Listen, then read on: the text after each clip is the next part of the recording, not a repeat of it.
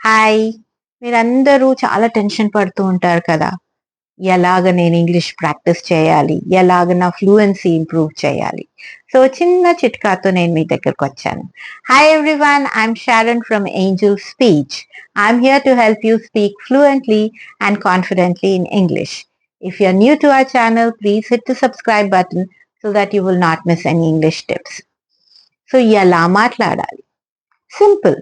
మీ కళ్ళకేదైతే కనపడుతుందో మీరు దాన్నే డిస్క్రైబ్ చేయొచ్చు. ఎలాగా?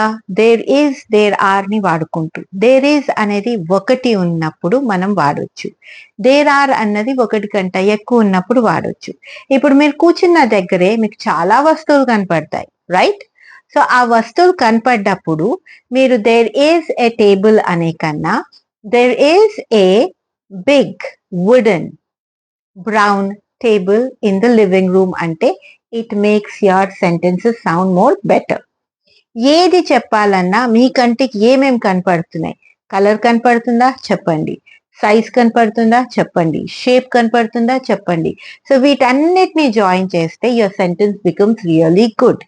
ఇలాగ మీరు ఎవ్రీ డే మీ చుట్టుపక్కల ఉన్న వస్తువుల్ని డిస్క్రైబ్ చేస్తూ ఉంటే, మీ రూమ్‌ని డిస్క్రైబ్ చేస్తూ ఉంటే, మీరు ఈజీగా 2 మినిట్స్ వరకు మాట్లాడొచ్చు. I hope you liked what we are sharing with you. Please like, share and subscribe our channel. Thank you for watching Angel Speech. Have a great day.